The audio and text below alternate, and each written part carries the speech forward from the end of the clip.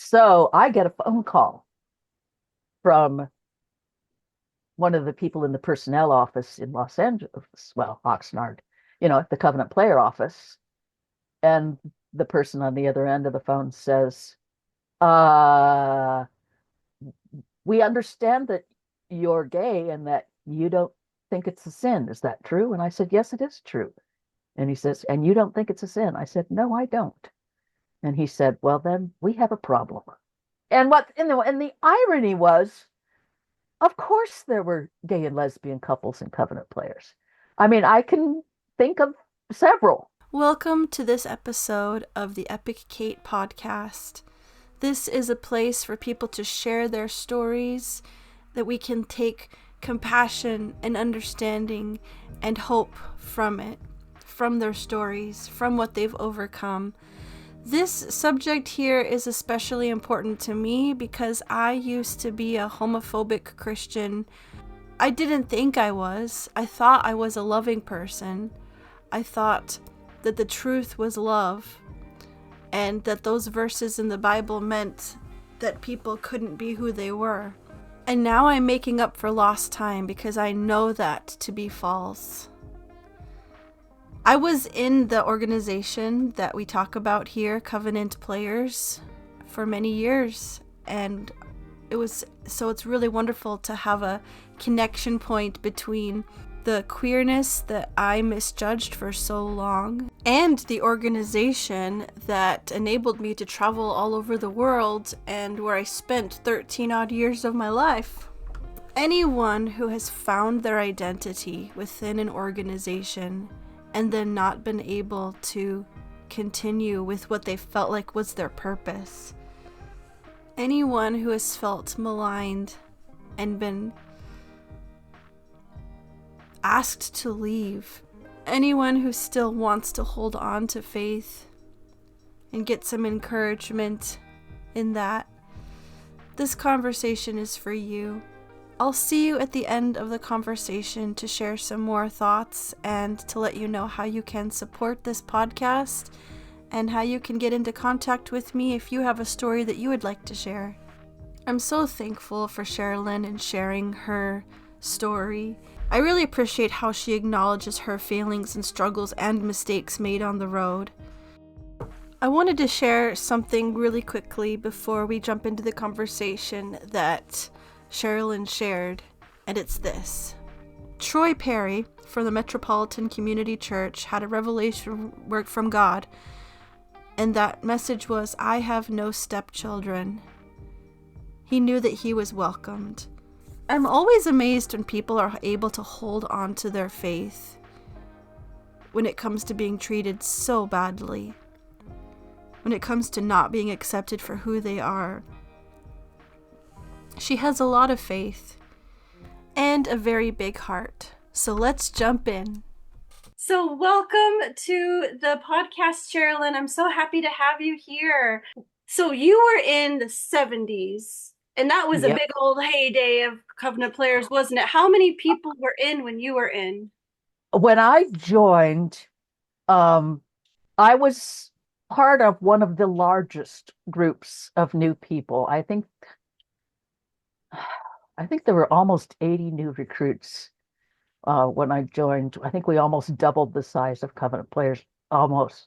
But I mean, there were like 300 people at one point when I joined. And interestingly, because of some situations with my health, um, I was also in charge of new recruits the next year, which was also kind of a bumper crop year, which gave us people like Dawn Ingram and Robin Gettle and Susan Kitch, or Sarah Kitch, ooh, bad, uh, and Kim Christie, um, who who died while she was in Covenant Players, and the award was named after her. And so yeah, this is pretty amazing time to be in Covenant Players. It was like all of a sudden there was this massive new bunch of people, and there were 5 people almost on every unit, um, and made it a little crowded in the van, but did make it easier on the road in some ways because you had much more flexibility with the plays that you could do. Mm. So how was it relationship wise in Covenant Players? Were people always coupling off and getting married, and it was in a big old Uh, lot of young people, weren't they?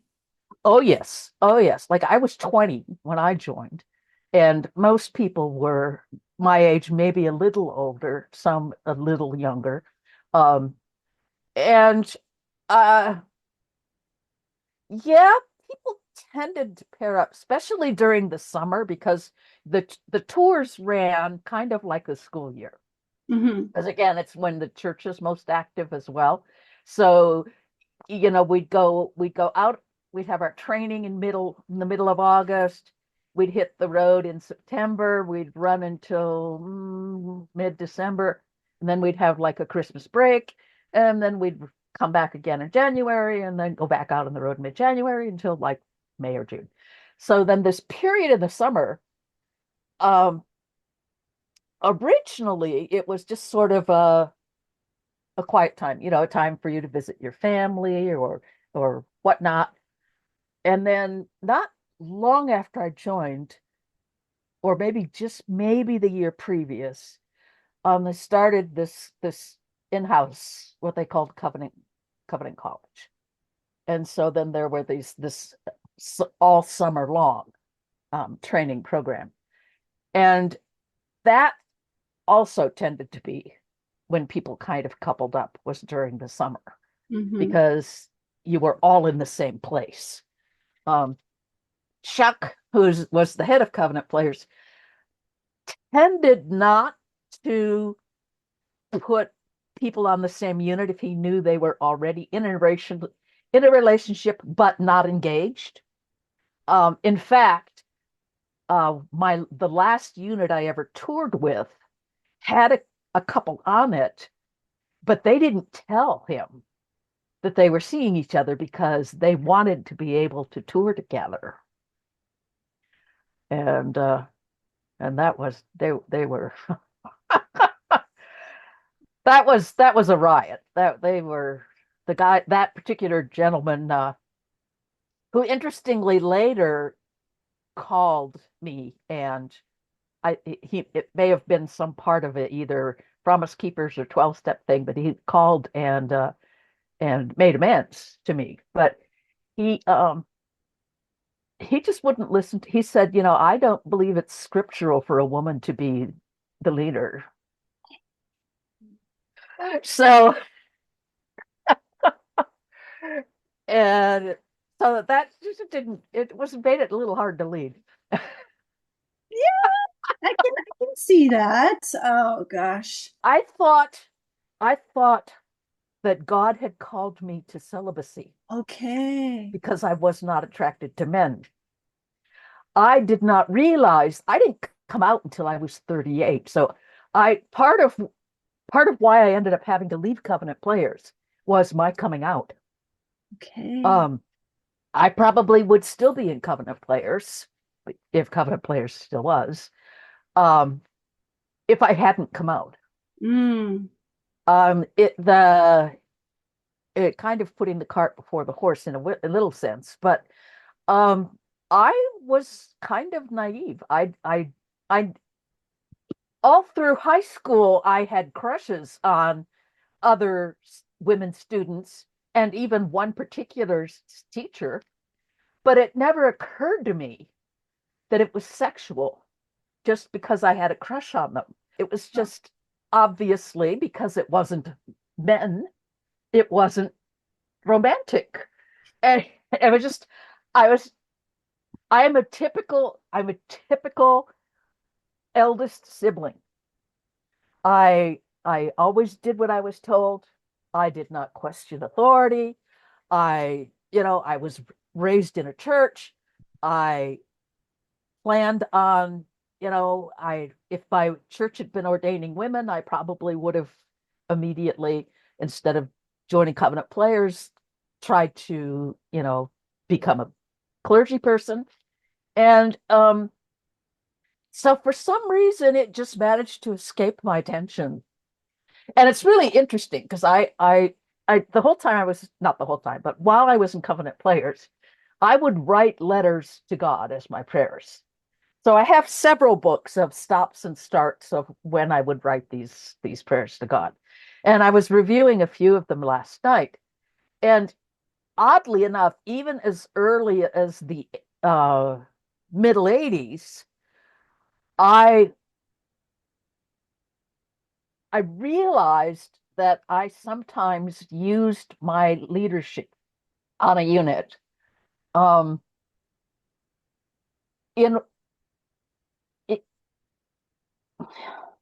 I don't want to say in inappropriate ways, but I was concerned in some of my prayers that I was um, trying to control people. And it was mostly women names that come up in my prayers. And and I remember when this will sound really crazy, but even when I told one of my unit leaders who was female that I was in love with her, it still didn't click. And interestingly, she then went ahead and told Chuck, and Chuck asked her, "Do you think you can still tour with her?" And this is all because later we're still friends, and she later talked to me about all this. Um, she said at the time, I was so controlling and trying to kind of take over the unit that she felt that that was an added wrinkle that would make it more difficult for her to exercise leadership. So she asked for me to be moved off the unit. Um, but even then, and that was 78. So it really took a long time for the penny to drop. We as we said before we started that Cynthia saved my life. Um, Part of my history in Covenant Players was somewhat complicated by the fact that I lived in the LA area and my family was in the LA area. And my parents were very supportive. They were part of when I was in charge of new recruits. My parents and my younger sister would do some of the airport runs and, help staff the office while we were away on retreat. And my folks were really supportive. And Chuck always insisted that on Christmas night, if you were in LA, you had to be at his house. Well, Christmas, I wanted to be with my family. And and I remember he was really insistent one particular year. And my mother was just kind of going, if you were in Michigan, if we were still living in Michigan or in Phoenix, he wouldn't be insisting that you come to his house. And I said, I don't know. And it turned out he had a special gift for me that he wanted to be able to present. Um, which it was kind of an ironic gift. When I was in high school, I played the bagpipes for our high school. And there was kind of a fad at a period of time where bagpipes were kind of it. It was when Amazing Grace came out as a recording with one particular pipe band. And so the market was being flooded by these really cheap bagpipes that were made in Pakistan, and they cost maybe 100 to $125 or so, whereas a real set of pipes at the time would have cost like 400, 425. A set of pipes from Scotland that were nice pipes. Well, Chuck bought a set of bagpipes for me. Well, I didn't really play the bagpipes. I learned a couple of bagpipe tunes that I played for the high school. My real instrument is the bassoon. Um, and and this set of pipes was just garbage. It was good for nothing but hanging on the wall. And I talked to one of the other, you know, like vice president type people, Peter, and I said, what do I tell him? What do I do? And he said, you know what? You probably better not tell him anything. And that was kind of kind of how it was with Chuck, at least with me and Chuck. Was it kind I of a walking on eggshells kind of relationship? Yes, it was. I think there were a lot of things involved. I have epilepsy, Mm. and I think I remember talking to another woman in Covenant Players who had epilepsy, and she said too. She said Chuck used to always refer to me as sick, and that's not exactly what epilepsy means. It doesn't mean you're sick. It means you have a condition that you need to control. Yeah. Um, and and I later learned, I mean, I spent a lot of time on units that didn't have a very full calendar, Mm. which meant a couple things. It meant there was an extreme amount of pressure on you to book what we called last minute shows to fill your calendar. And it meant you usually didn't get paid Been because, there, done that, got the t-shirt. yeah. So I later learned that he apparently thought that doing too much performing would be too much stress for me, little thinking that having no performances and having to do last minute things and having no money would not be stress. But in any case, I mean, one time um, I took over, I was given leadership of a unit, um, and the previous team had supposedly booked a whole month at an army base. So the one whole month was set aside for this military base, except they didn't follow up on the paperwork and they didn't get the final contract. So I had a whole month of nothing on the Oh, calendar and didn't find out about it until I got all of the paperwork and called, and the chaplain was saying, "Well, yeah, we never heard from anybody." And so, well, we had to cancel those for those already. of you listening, a month is a quarter of the tour. Right. Oh, I want Yeah. to go back to the coupling off thing because I'm Yep. also one of those naive kind of people that just kind of thought like gay people don't really exist. They're just like in San Francisco with their feather boas. I don't know. But there must have been plenty of gay people in Covenant Players. So Oh, how of did they course. do it? Of course there were. Um, Two stories about that. One of them is one of the women who was part of the quote unquote secret society. Um, So was there Apparently, actually a secret society? Did you meet up at 2 a.m. with your hoods? Like, no, no, no, no, no. I wasn't a part of it. Um, there were a group of women who were lesbian who knew each other, who figured each other out. And this one woman who said to me, the radar, the radar, gaydar. Yeah, whatever. beep, beep, beep, beep. Yeah. Yep. And one of them had said to me, we really thought you were one of us. We just thought you were very discreet. And I said, yeah, I was discreet. I didn't even know. Um, and then the other one was a good friend of mine, a blessed friend of mine, Nelson, who it,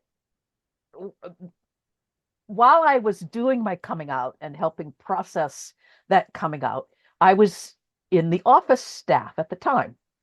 And the office at that time was in Oxnard, California. And I was living in Oxnard and attending, there was an MCC, which is a Metropolitan Community Church, which is a church that started like Covenant Players in the 60s with one guy who had a vision and had a calling. And he, Troy Perry, he had this message from God that says, I have no stepchildren. And so he started this church that's not just for gay people, it's like of gay people. And it's not a question of are you going to be accepted? It's like who you are. And so I was attending this MCC in Ventura. And so when I first walked in, here was my former Covenant player associate, Nelson. And he said to me, he said, "Why, hi, Sherilyn." He said, and he had a big beard then. And he said, "Under this beard is Nelson. Do you recognize me?" And I said, "Yes." He said, "Does Chuck know you're here?" I said, "Well, no." He said, "Does Chuck know you might be here?" I said, "I, yes." Because that was after I had been outed um, by a coworker who I thought I could trust. Oh. And yeah, I had to. That's part of the story that involves Richmond. Um, so yes, there were definitely gay people, and for a time, I thought that that was God's calling for me, was to try and bring a message of hope to the queer people in Covenant Players, um, who, you see, in Covenant Players, oh, sure, it was okay to be gay as long as, like many churches at the time, you weren't a practicing homosexual. I guess you had to be a professional. I mean, the whole thing of a practicing homosexual is just kind of crazy because it's a part of the fabric of who you are. It's in your genes, it's in your spirit. And when I was doing my coming out, I that's part of what I learned. And that's why I was a problem to Covenant Players. Um, when I was working in the office in Richmond, Virginia, as I was doing some of my coming out, and the woman who headed the team there, Cynthia, was very affirming and gave me space. And together we were reading Is the Homosexual My Neighbor? And the pastor of the church we were attending um, was a wonderful support. He actually um, it, it was engaged with the queer community in a minor way, but he also, um, I believe, taught a class on sexuality at the local seminary. So he was just a wonderful resource for me, and he really helped me um, come to grips with my faith and my queer nature. And it was important for me because I was so steeped in my own church history and in my own understanding of being called to follow Jesus and to be in ministry. Hmm. So there was another woman who was temporarily working at the office. Um, what tended to happen was for a while we had these regional offices, and a lot of times the people who worked there were more senior staff who frequently were married or married and or had children, and sometimes were people who had um, health or mental health issues. And the other uh, woman who was there temporarily with us had been an incest victim and was dealing with some mental health issues. And because she was a sexual abuse victim, I felt it was important for her to know that I was a lesbian. Well, she did not handle that well. I thought she did, but when she over a Thanksgiving, she went back to visit some hosts that she knew, um, and talked to the host about me and about how I was gay and I didn't think it was a sin. So I get a phone call from one of the people in the personnel office in Los Angeles, well, Oxnard, at the Covenant Player office. And the person on the other end of the phone says, uh, we understand that you're gay and that you don't think it's a sin. Is that true? And I said, yes, it is true. And he says, and you don't think it's a sin? I said, no, I don't. And he said, well, then we have a problem. And, their problem was I had a lifetime commitment. You could make various commitments to covenant players. And, some people made a 5-year commitment, some people made a 10-year commitment. I have made a lifetime commitment. And, now, of course, my wife, who was formerly Catholic, says, when nuns and priests make a commitment to the church, it's a mutual commitment. They give their lives to the church, and the church takes care of them for the rest of their life. It's a two-way street. She said, you made a commitment to covenant players, and covenant players broke that commitment with you as much as you breaking it. And within covenant players, the language has changed, but there was something that was called PNG, persona non grata, which meant you were a covenant player who had broken your commitment. Later, because of a lawsuit, they changed the phraseology from persona non grata to broken covenant. And I had worked in the office, and I knew there was a card file. Everybody in covenant players had a file, and you had a little thing in your card file. And it used to be anybody who was, had broken their covenant, there was a little, PNG up at the top of the corner of your card. But then that changed to BC, broken covenant.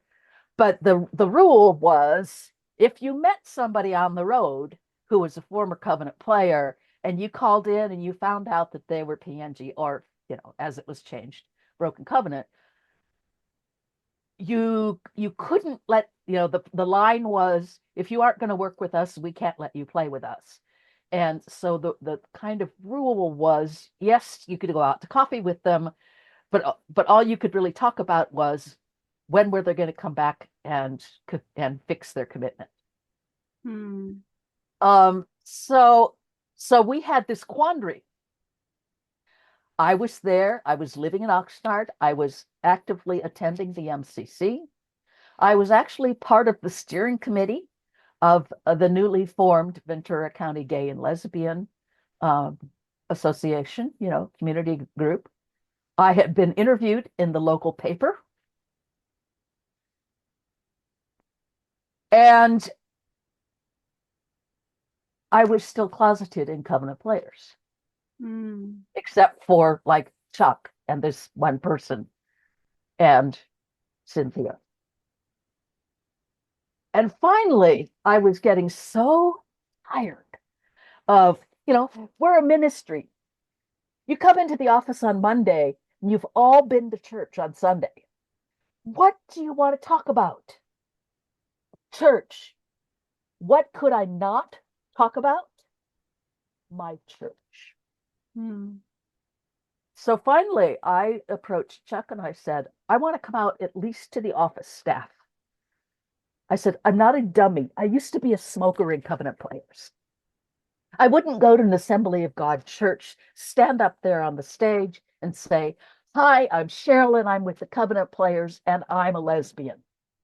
I'm not stupid. I know how it works. I don't need to be out on tour. But this is supposed to be my faith community. That's what covenant players said it was. And I want to be able to have integrity in my faith community. And I wasn't allowed that. And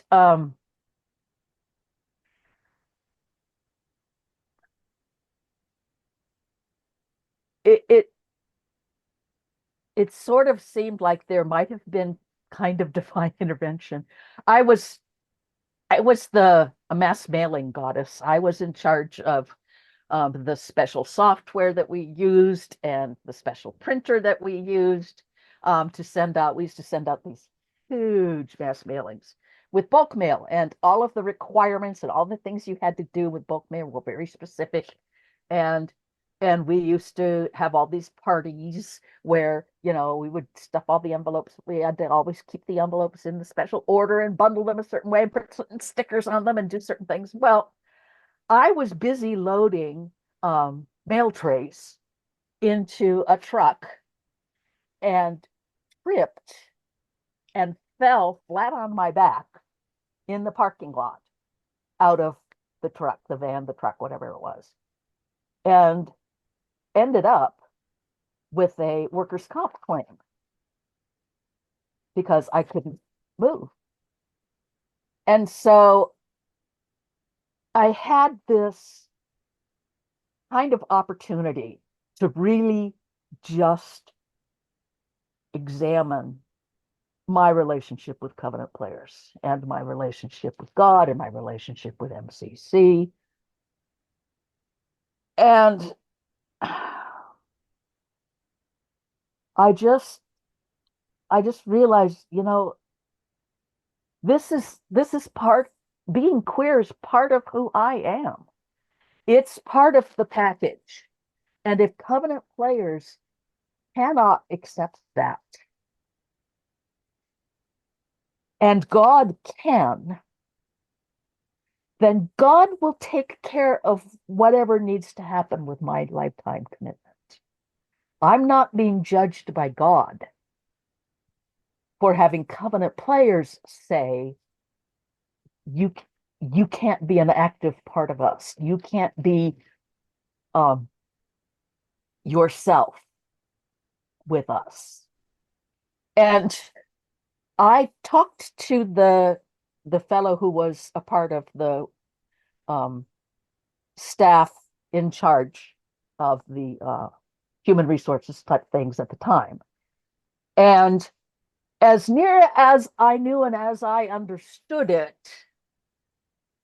we worked out a situation where I was technically on a permanent sabbatical from Covenant Players. That's what I understood. Until I went back a few years later because a friend asked me to watch one of their performances in a summer showcase. And by that time, I had been in Boston. By that time, I had met Joan. By that time, I had fallen in love. I'd gotten married.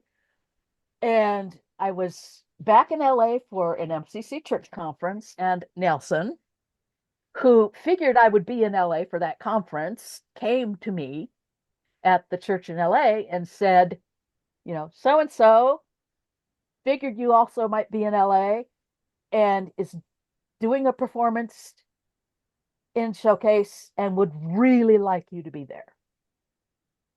And so I talked to Joan and we said, okay, all right, we'll go. As near as I knew, I mean, I had been visiting the office before after I left. As near as I knew, that was fine. And it was a public, the showcases on Sunday nights where guests were invited. So Joan and I go.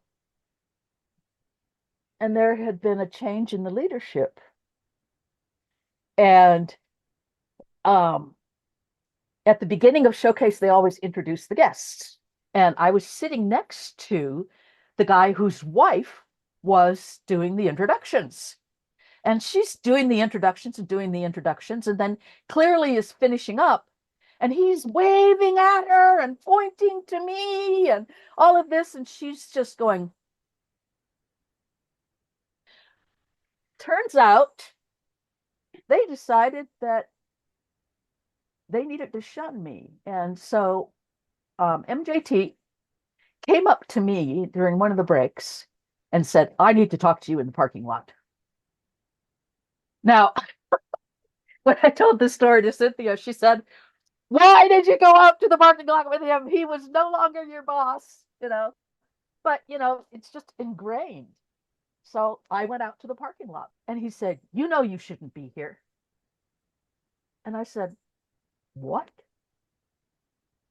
And it was a horrific experience. It was horrible. And there were a few people who came and met me in the parking lot. One of them, bless her heart, has died, Pammy Dennis. She loved everybody. Pam And Dennis Kauser.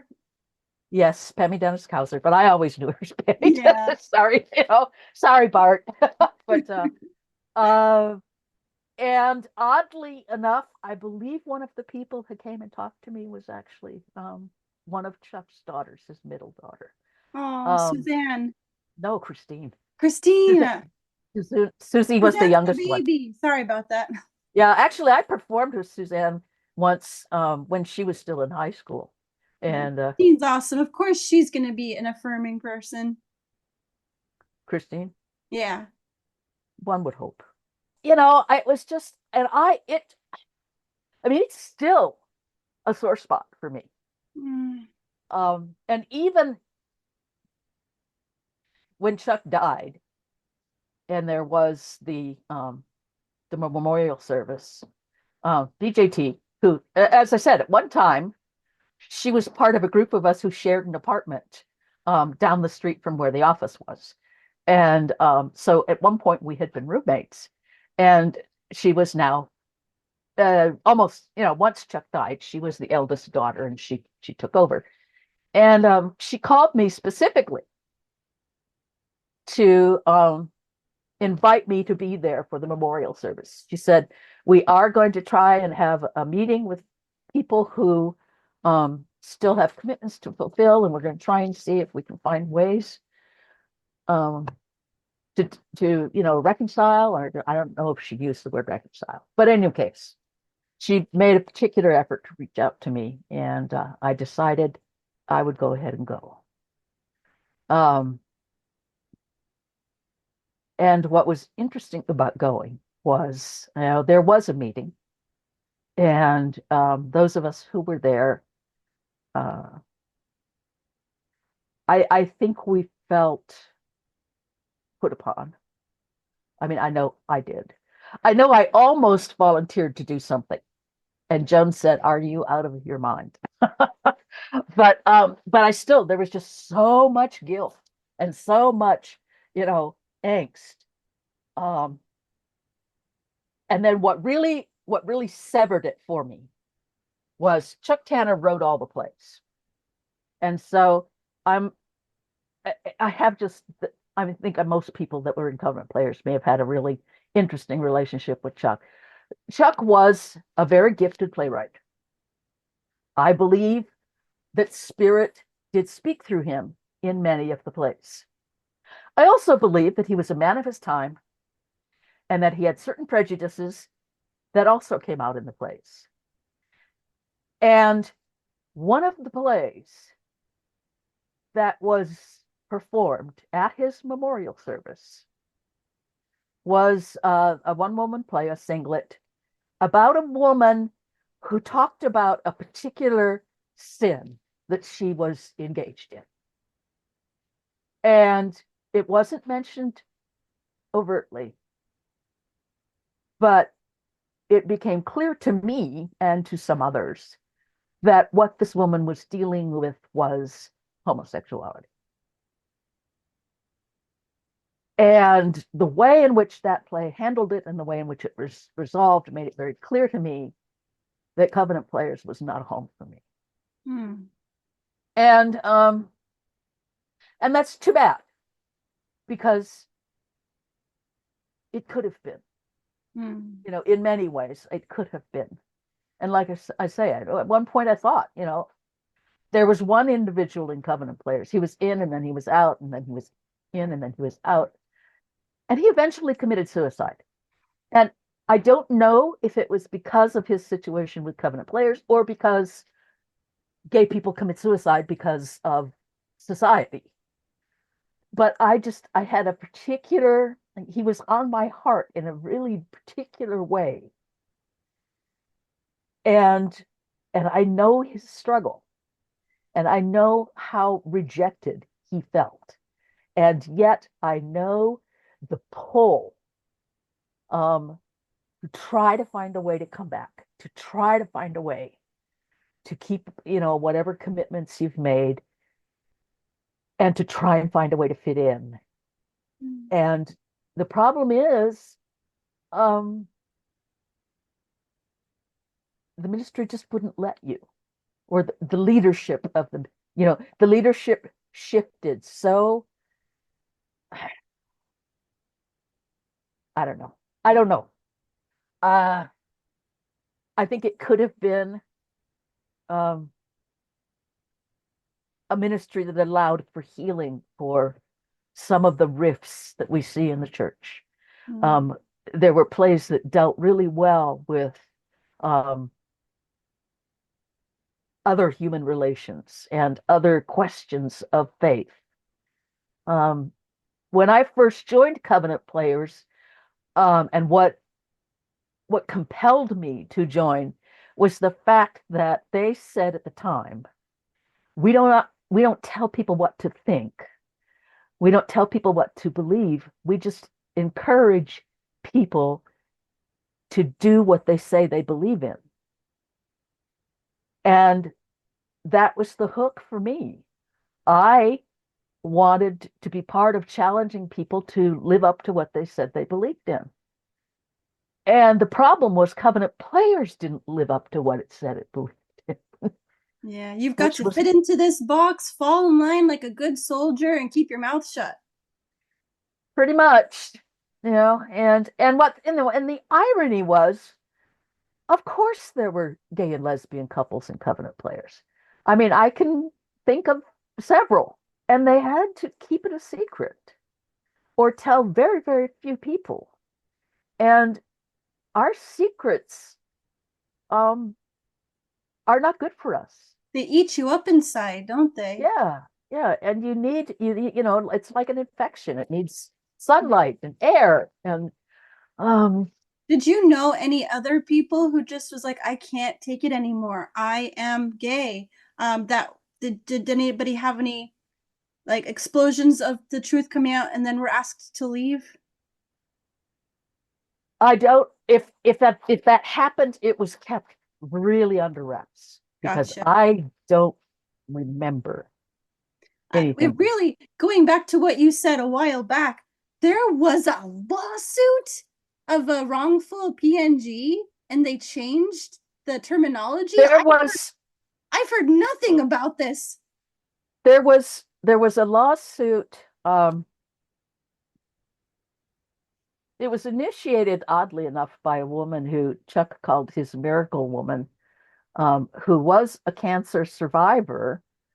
And then she and her husband, who had also, I believe, been in Covenant Players, decided to sue Covenant Players, I think partially because I don't know, but I know that there was a suit involving um, what should have been their compensation.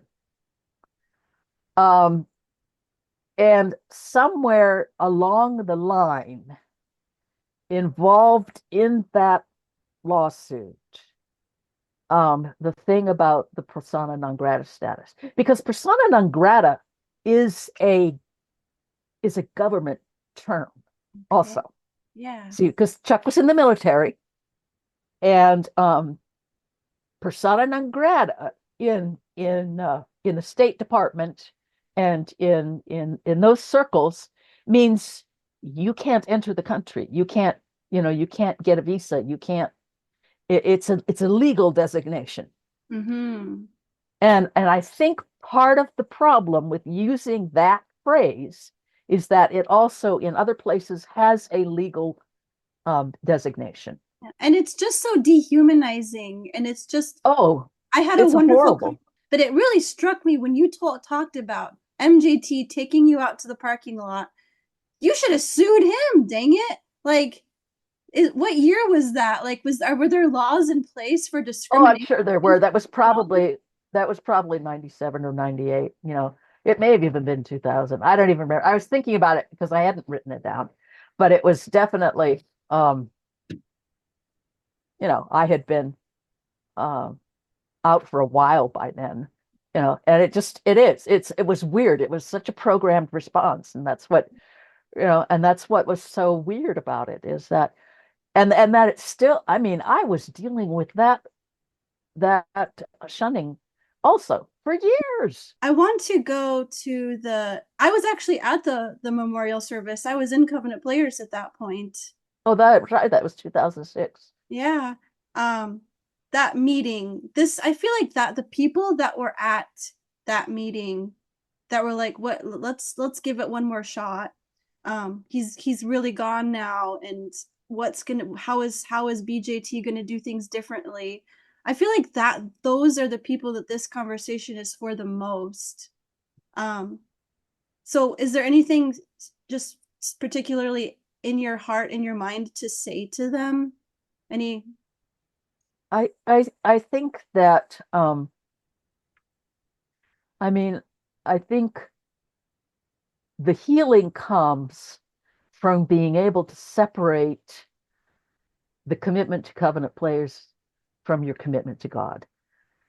And it's hard because Chuck links them. He links them to the story of Paul and Mark and Barnabas, and you hear all of this stuff about Paul not taking Mark back because Mark left during the middle of a mission and all of this brouhaha. Um, and that's really a false premises. It's completely false. Um, our commitments to spirit, however we understand um, the divine, are just so beyond any commitment we can make to anything else, even a ministry, even a spouse. Um, and that's where you have to go. You have to go to spirit and go. I've had one of the things that helped me was developing more of a prayer life and encountering what's called centering prayer and developing um, a sense of regular contact with the divine and a sense that I am wholly wonderfully made. There is not a part of me, whether it's my epilepsy or my queerness, that God doesn't welcome and embrace. And if covenant players couldn't handle that, then that's their problem. You know? And it's not an easy thing. And sometimes I still, fall into that thing of, somehow I owe something to them, but I don't. I don't. The only entity that I owe anything to is God, because God's the one who made me, and God knew way. I mean, God knew long. I think my mother knew before I knew. Um, uh, my father possibly also. If my mother knew, she told my father. She died while I was in Covenant Players, and that's a whole other So you piece. never got to come out to them? I never came out to my mother. Hmm. Coming out to my father was really kind of fun. He worked for the LA school district, and the LA schools had gay week, queer week. I mean, it was month, June, but how long are you in school in June? Like 1 week, you know. So um so my dad said I was still smoking at the time, so I was out on the porch because I couldn't smoke in the house. And my dad came out on the porch and he came up to me and he said, he said, they just had this big gay parade in LA. And he said the guys were talking about it at work. And he said they were making all kinds of nasty remarks and things. And he said, I said to them, you know what? I would take my 5 kids and my 6 grandchildren and I would march in that gay pride parade. And it's like he handed it to me on a platter. You know, and so I told him, and he was fine. He loved Joan. He died also about 10, 12 years ago. But one of the things that he said was, you have you've been so happy since you've been with Joan.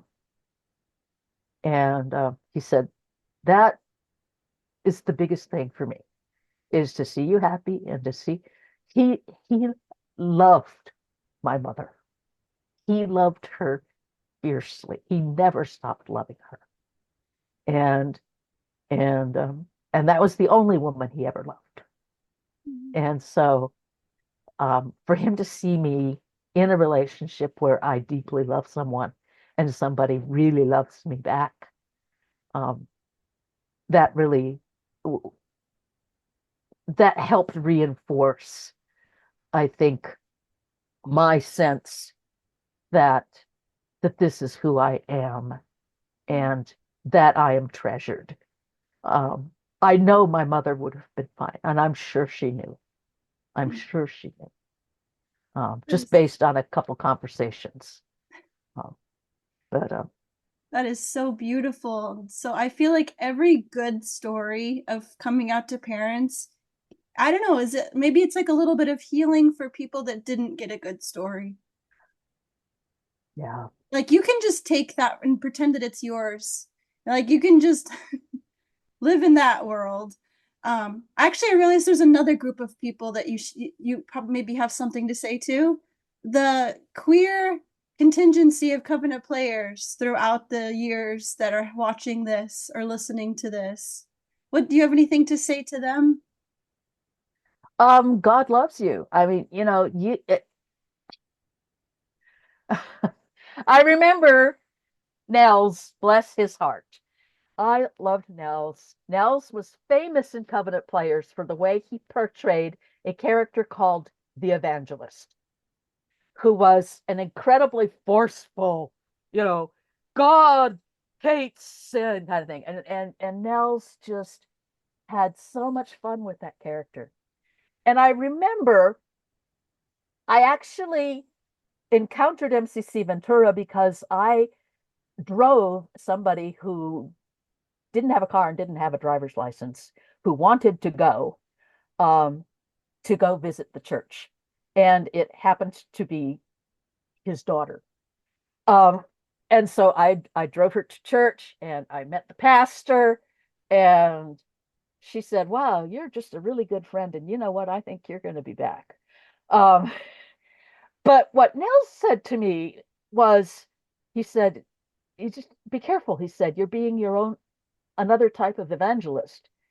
And in a way, I take that word evangel, which means good news, and I say, yes, I am an evangel. I am like Jesus when he had the scroll brought to him and he found the place in Isaiah where he said, the Spirit of God is upon me to bring good news to the poor, good news to the captives. Yes, we have been captive. But you know what? Jesus said, I bring good news. And that's that's it. That's the main point. Jesus loves me. I sang that as a solo when I was 5 years old in church. Jesus loves me. This I know. Jesus loves me. And Jesus loves you. And wisdom loves you, and the goddess loves you, and the spirit loves you, and the fields and the flowers and the trees and the universe loves you. That's what I would say, because that's the good news. Yeah, that's beautiful. So I wanted to clarify about the evangelist thing. What did he mean when he said carefully you're turning into the evangelist? I think I don't know quite what he meant. I Okay. think that he I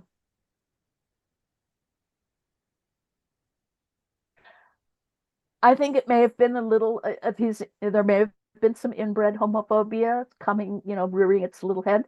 Um, uh, I don't know. I think he meant, being willing to um to take somebody to church that was specifically, a gay church, quote unquote. Um, I think that's probably the direction he was going in. Mm. Um, and you know what? I just give him grace about it because you know what? It Yeah. was his daughter, it was his little girl, and We have to get, we're all on a different spots on the journey. And yes. it took me a long time to accept my trans brother. And Mm, because it's so hard to get past the programming and to realize that things are not just what you've been force fed your whole life. right. Or But what you've been told the Bible says. yeah, when it was really just a mistake in the Bible from 1946 to add the word homosexual. Yipper. Oh boy. Yipper. But oh, thank you so much for taking this time and just sharing so authentically. And I really, really appreciate you. Um, the way that I end my conversations is I give hugs.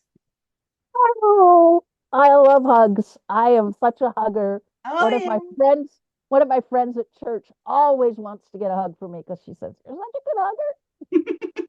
There was, of course, a rule in Covenant Players, That was what? a rule about hugs, Oh, yeah, you had to hug. but you couldn't hug longer than a certain number of seconds. Oh, I didn't come across that one. Maybe it was a joke, but I certainly heard it. That was enough of the hug in there. Yeah, All yeah. right. Oh, so thank you. Bye. Bye, everybody. Thank you. Thank you. The goal for this channel for now is to tell a lot more queer stories. It is such a scary time right now. Sherilyn and I recorded sometime in November 2024. I'm getting around to recording this intros and outros the beginning of February 2025. And it is a hard time. It is way too easy to feel hopeless. And this is my act of sharing some hope, sharing some goodness, sharing some light. This is what I'm here for. I have other videos here on this channel as well as a whole playlist actually of videos that are talking about, diving into some of those verses that are brought up to bash LGBTQ people and how they've been mistranslated.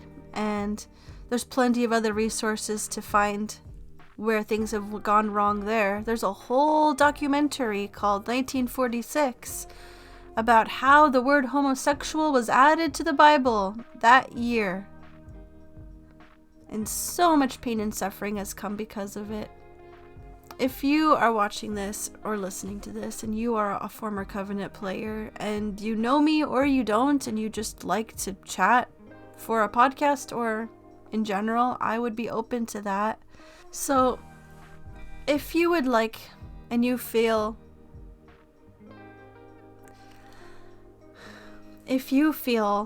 a desire in your heart to support the work of this podcast, that would be awesome. One way that you can do it is by subscribing. Another way is by sharing this video with somebody else. Another is by liking the video. Another is you can give a donation. I have a PayPal account down below in the description and show notes. And if you would like to support me, I would be very grateful. So thank you for being a part of that and for supporting whichever way you can. Look out for the next epic episode.